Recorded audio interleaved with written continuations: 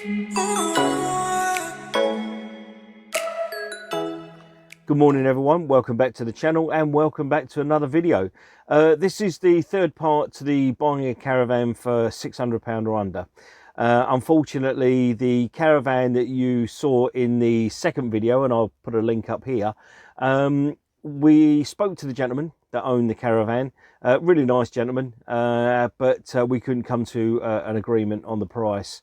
Unfortunately, he valued it out of my friend's price range.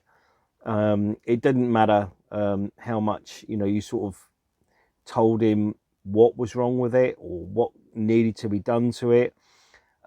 He saw that the value of that caravan was more to him in sentimental value, I suppose, than actually what it was. So I let my friend know exactly how much, or that he didn't want to sell it now, and that it was probably worth holding on to, and it sort of puts me in a bit of a dilemma now, because I've sort of had this idea about doing a few features on videos on the buying the caravan and that, but that doesn't look like that's going to come off now. But one thing I will say is that with buying a caravan, a cheap caravan, and let's face it, this is what it was, a cheap caravan. It was £600. It sort of makes you wonder what you should be looking at when it comes to buying a £600 or even cheaper than that for your first caravan. You need to look for the floor, the damp in the floor. I'm going to put some pictures up so you can see what I'm exactly on about. Now these pictures aren't from my caravan or any caravan that I've owned. These are random pictures that I've picked off the internet just to sort of give you some idea of what I'm on about. So with the damp in the floor, you've got to watch that. Also issues with the roof, damp in the roof, and that it can absolutely decimate a caravan, damp. I sort of near enough found out to my own cost, because our gutter along the front of the window on the front of the caravan, it was separating from the actual caravan. So we actually took that off, and I'll leave a link up here as well to that video. You can have a quick look at that and see what I actually did. I mean, it's a minefield, an absolute minefield when it comes to caravans. And one of the other biggest things to worry about as well is wiring, because there are some people out there that and I'm one of them. You look at the wiring and think, oh yeah, I can do that. It's not a problem. I can fix all that. But inevitably, you can't. You really do need to go to a proper electrician, caravan electrician, and get it all sorted, because this is a caravan that's either cost you £600, it might cost you £6,000 to actually sort of spend that money, and then especially when it's wiring, do it yourself. It's you've got to think about it. You really have, and especially someone like me, because I am colorblind.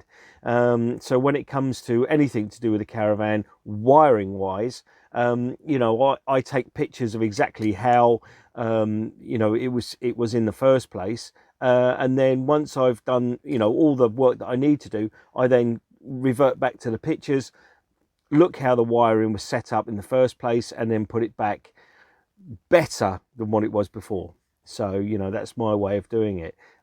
Obviously if I can't do it excuse me, obviously if I can't do it, then I would get an electrician in, and I was hoping that maybe this would span out over a few more videos, but obviously that's not the case. But all I will say is that with any caravan, whether it's a year old, whether it's 10 years old, them things really do need to be checked.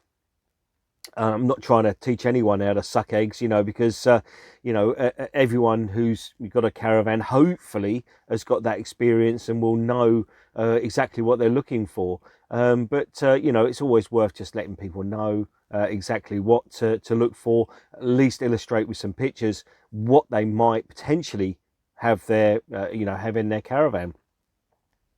So anyway, I'm really sorry that that this video is only going to be a very short one today, and I'm really sorry that I couldn't help my friend out. What he has said to me is that, excuse me, I've got a bit of a cold coming on. What he has said to me is that his brother now is going to look in his own country, because he comes from Lithuania. I assume that his brother is working over here at the moment. He's going to look in his own country and see if he can find one, and hopefully use the bit of knowledge that I've hopefully given him to find a decent caravan in Lithuania. So yeah, that's really about it. But we'll see how he goes on. Hopefully, if he needs any help, I can give it to him. If he doesn't, and I wish him all the best. But anyway, that'll be it for this video. I'd just like to say again, as I did in my previous video, I've gained some subscribers over these last few weeks, and we're getting up there. It's I think 624 now. The subscribers, I thank every single one of you, new and old. It's really good. If you haven't subscribed already, please subscribe. Have a look at my back catalogue. There is probably something there that might be useful to you or interesting to you. Subscribe and like, share, everything else that goes with it. YouTube love that, and hopefully we'll be back again soon with another video. Take care, everyone. Have a great day.